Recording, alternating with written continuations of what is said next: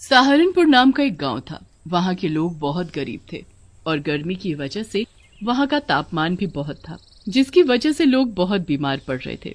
घर के पंखे की हवा भी उस गर्मी का समाधान नहीं कर पा रही थी। वहां के लोग गर्मी से बहुत परेशान थे क्योंकि वो गरीब होने की वजह से कोई कूलर भी नहीं खरीद सकते थे। सिर्फ गांव के जमींदार के घर में एक कूलर है। जमींदार के बेटे सौरभ को गांव वालों से बहुत ही लगाव था।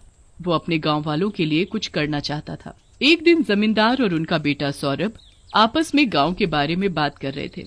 सौरभ, तुम देख रहे हो कैसे ये गर्मी हमारे गांव वालों को खा रही है।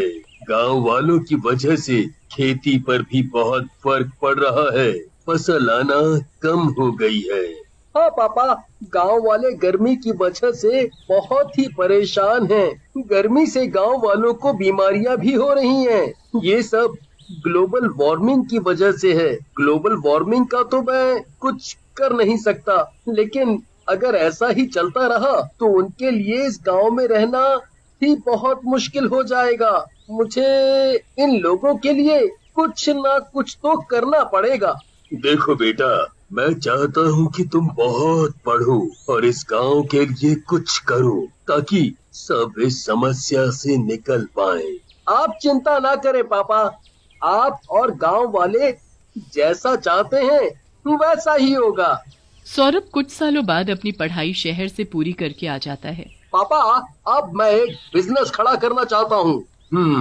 बेटा, बिजनेस खड़ा करने में कोई बुराई तो नहीं है, लेकिन तुम ये तो बताओ कि बिजनेस किस चीज का करना चाहते हो? पापा, मैं कूलर का बिजनेस शुरू करना चाहता हूँ।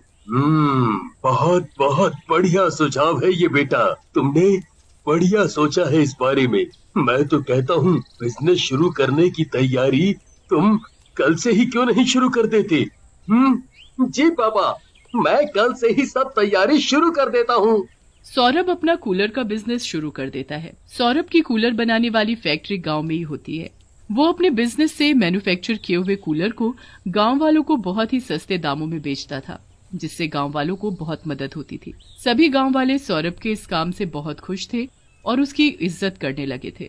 गांव के सभी लोग सौरभ के कूलर के बिजनेस से बहुत खुश थे, लेकिन एक इंसान था गांव में जो सौरभ की तरक्की और इज्जत से जलकर भुन गया था। वो था सौरभ के बचपन का दोस्त निशांत। निशांत और सौरभ बचपन से ही बहुत अच्छे दोस्त थे।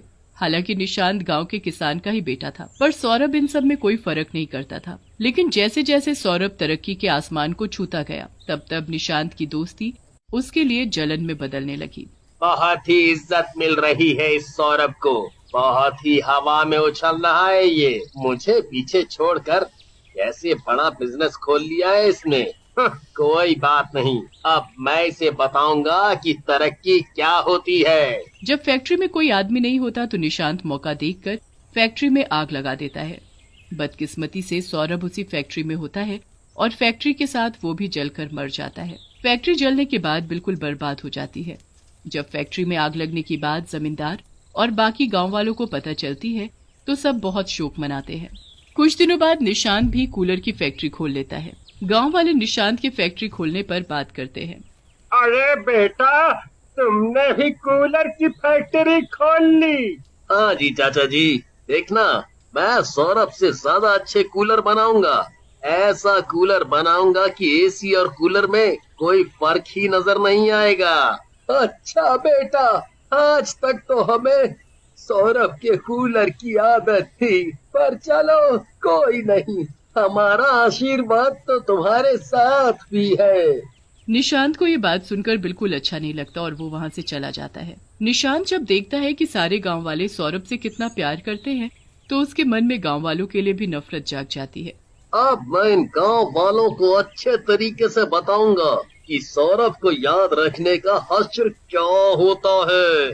निशांत अपने कूलर में ऐसा काम करवाता है कि कूलर चलने पर वो एकदम से फट जाएगा और कूलर चलाने वाले का घर जल जाएगा। निशांत अपने कुछ कूलर गांव में बेच देता है। जैसे ही गांव वाले कूलर को चलाते हैं, निशांत एक गांव वाले के घर में झांक कर देख रहा होता है, लेकिन कूलर बिल्कुल सही सलामत होता है। ये क्या हो गया? ये कूलर फटा क्यों नहीं? तभी निशांत को अपने पीछे कोई शख्स खड़ा दिखता है। कौन है? तभी वो शख्स उसके सामने निशांत के सामने कोई शख्स नहीं बल्कि भूत होता है और वो भूत सौरभ का होता है। उसे मरने के बाद मुक्ति नहीं मिल पाई थी, इसीलिए वो मरने के बाद भूत बन गया।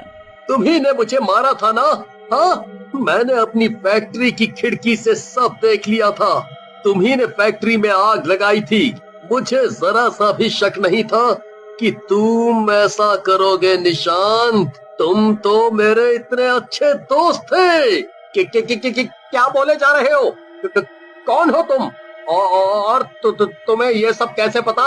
मैं सौरभ हूँ निशांत, वही सौरभ जिसे तुमने अपनी ईर्ष्या की आग में जला दिया था। मुझे तुम्हारा हर मकसद समझ आ गया है। मैं तुम्हें गांव वालों को चोट नहीं पहुंचाने दूंगा।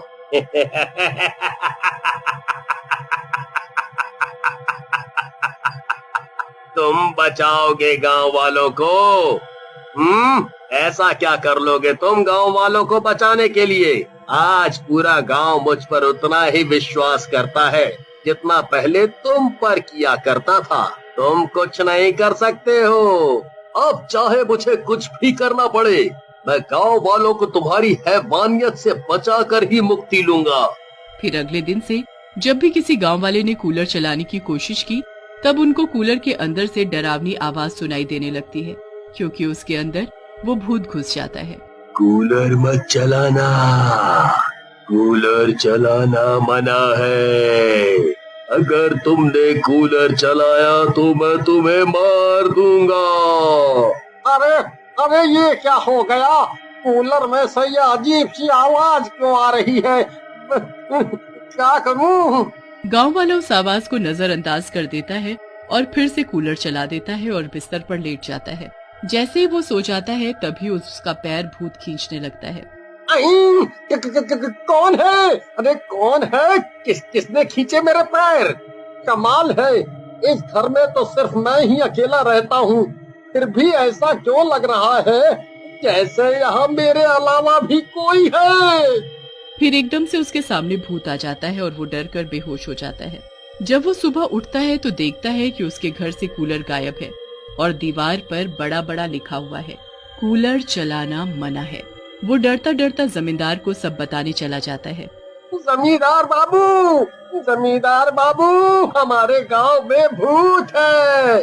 कैसी बातें कर रहे हो? सब साफ साफ बोलो। गांव वाला जमींदार को सब बातें बता देता है। क्या बकवास कर रहे हो? पागल तो नहीं हो गए हो? रात को गहरी नींद की वजह से तुम्हें वहम हो गया होगा। गांव वाला अपने घर वापस जा ही रहा होता है कि तभी 10-15 गांव वाले एक साथ जमींदार से मिलने आ रहे होते हैं। ये इतने सारे गांव वाले क्यों आ रहे हैं? क्या हो गया? और सब इतने परेशान क्यों नजर आ रहे हैं? जमींदार बाबू, हमारे गांव में भूत है। जल्दी ही कुछ करें वरना वो भूत हम सबको खा जाएगा। जमींदार को अब ये बात थोड़ी गंभीर लगती है। जमींदार तांत्रिक को गांव में ले आता है। बताइए, कहाँ से समस्या शुरू हुई थी भूत की? जी, गांव के लोग बता रहे थे कि कूलर में कोई समस्या है। ठीक है, मैं गांव के किसी एक आदमी का कूलर लेकर कुछ तंत्र मंत्र करना चाहता हूँ। गांव वाले सही कह रहे थे, इस कूलर में सच में भूत है और वो कोई और नहीं, आप ही का बेटा है, जिसे उसके दोस्त निशांत ने जला दिया था। क्या? निशांत ने? वो तो सौरभ का इतना अच्छा दोस्त था। मैं उसे नहीं छोड़ूंगा। आप चिंता ना करें, मैं आपको आपके बेटे की आत्मा से यानी उसके भूत से मिलवाता हूँ। फिर जमींदार के सामने वो भूत आकर खड़ा हो जाता है। मेरा बेटा, कितना गलत हुआ तेरे साथ। मैं तुझे इंसाफ जरूर दिलाऊंगा। पापा जी, आपका बहुत बहुत शुक्रिया। आपको पता नहीं था कि निशांत किस तरह से पूरे गांव वालों को नुकसान पहुंचा देना चाहता था। मेरे बच्चे, मैं तेरी आखिरी इच्छा पूरी करना चाहता हूँ। बता बेटे, तेरी आखिरी इच्छा क्या है? पापा जी, मैं चाहता हूँ कि फिर एक कूलर की फैक्ट्री खुले और आप गांव वालों की मदद करें। हाँ मेरे बेटे, भगवान तेरी आत्मा को शांति दे। फिर वो भूत हवा में उड़कर गायब हो जाता